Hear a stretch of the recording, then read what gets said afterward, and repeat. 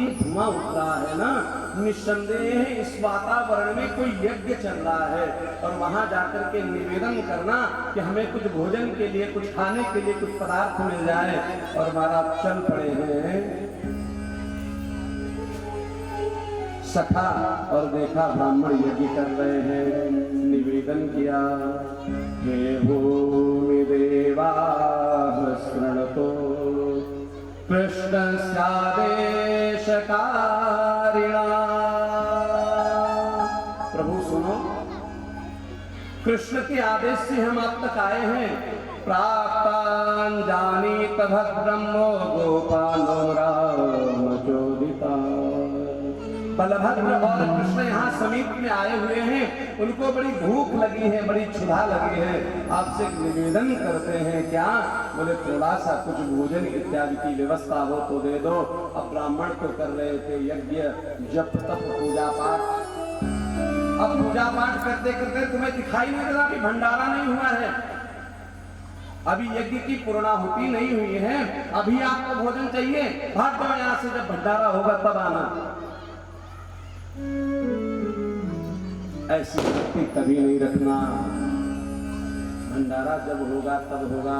अगर कोई याचना कर दे तो सबसे पहले उसको भोजन प्रदान करना चाहिए।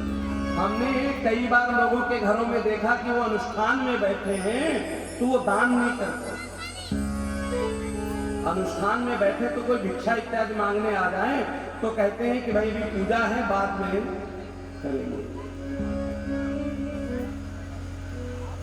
ये चीजें उचित नहीं है। उस समय कोई भी आपसे याचना करता है, अपनी क्षमता के अनुसार उसको प्रदान करना चाहिए। आज ब्राह्मणों ने दौड़ा दिया, अभी भाग जाओ, जब भंडारा होगा तब आना। जाने कहां कहां से चले आते।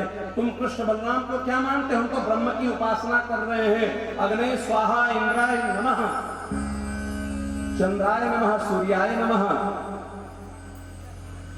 हम तो नवग्रहों की आराधना कर रहे हैं।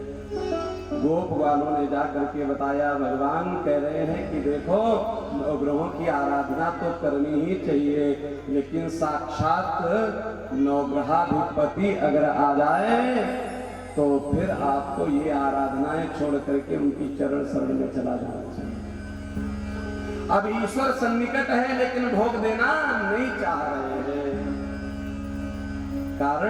कारण यही कि वो पहचान नहीं पाए। जाकर के जैसे ही निवेदन किया कि अरे मुझे तो भगा दिया ब्राह्मणों ने। भगवान कृष्ण ने कहा, क्या कहा, किसके पास गए थे? बोले यज्ञ कर रहे थे। ब्राह्मण बोले गलत जगह गए थे। क्यों? बोले रुपया चाहिए हो, पैसा चाहिए हो, संपत्ति चाहिए हो, 2-4 प्लाट चाहिए हो, कुछ चाहिए हो तो जाना पिता के पास। लेकिन भूख लगी हो, रोटी चाहिए हो तो जाना माँ के पास। तुम चले ही गलत जगह गए। अब क्या करना है? बोले माँ के पास जाओ। अब समस्त गोप बाल दौड़े हैं। ब्राह्मण पत्नियां भोजन का निर्माण कर रही थी। निवेदन किया है, प्रभु हे माँ, कृष्ण और बलराम आए हुए हैं। कृष्ण के गुणानुवाद को सुनी हुई वह ब्राह्मण पत्नियां तुरंत भोजन के थाल सजा करके चल पड़ी। तो क्या देख रही हैं? श्याम हिरण्य परधिम बदराल बरहं भातो प्रवाल नटवेश मनोव्रतांसे। भगवान दोनों पैर को घुटनों से मोड़ करके खूब मिट्टी लगी हुई है महाराज। और वनमाला जो रोज सुबह सुबह पहन लेते वो भगवान के वक्षस्थल से दाहिने हाथ के नीचे से निकल गई है। कि यन्नो दिदृक्षया प्राप्ता उपपन्नमिदं हिवा विन्यस्तहस्तमितरेण धुनानमध्यम् कर्णोत्पलालकपोलमुखाग्रहासं।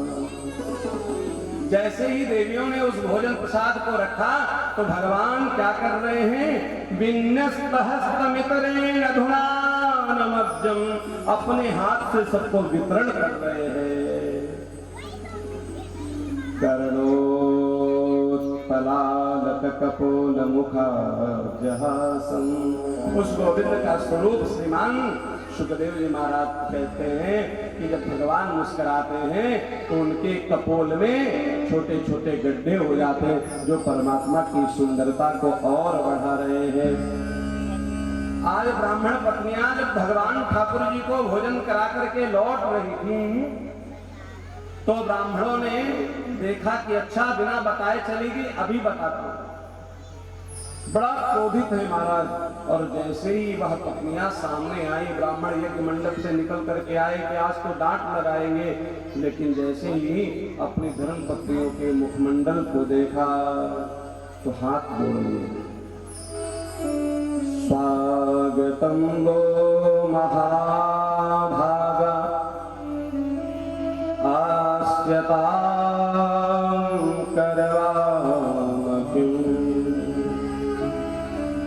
यन्नो दिद्रक्षया प्राप्ता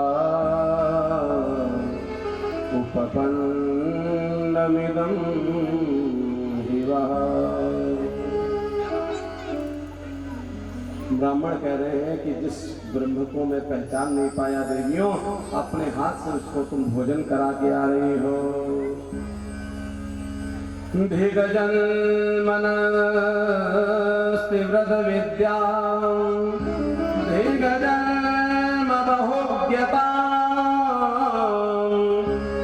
धिक्कुलं धिक्रियादाक्षं विमुखाये तदोक्षये। कहते हैं जो चाहे जिस कुल का व्यक्ति हो, यहाँ तो ब्राह्मण स्वयं कह रहे हैं प्रभु की सेवा में नहीं कर पाया, धिक कुलम मेरे कुल को धिक्कार है, धिक जन्म मेरे जन्म को धिक्कार है, वृद्ध विद्यान बहुत विद्वान हूँ मैं, मेरी विद्वता को धिक्कार है, मैं बहुत ज्ञानी हूँ, मुझे बहुत जानकारी है, उस ज्ञानीपन को भी धिक्कार है महाराज। जिसने परमात्मा को नहीं पहचाना, लेकिन एक बात और है, हर व्यक्ति उसको पहचान भी नहीं सकता। क्यों? सो जानहि जहि देहि जना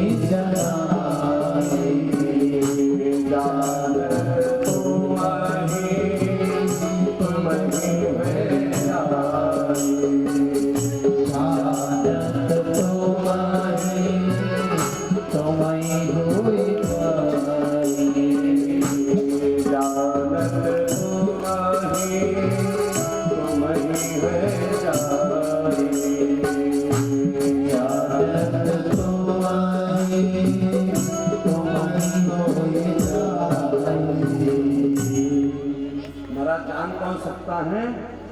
बोले जान तो वही सकता है जिसको परमात्मा जनाना चाहे, लेकिन चेष्टा तो हमें ही करना पड़ेगा, प्रयास तो हमें ही करना पड़ेगा। हम प्रयास नहीं करेंगे तो ठाकुर की कृपा कैसे मिलेगी। आदरणीय सुखदेव जी महाराज कहते हैं भगवान का जो दिव्य स्वरूप है उसको अपने मन में बिठा करके, अपने मस्तिष्क में बिठा करके ठाकुर की आराधना करना चाहिए।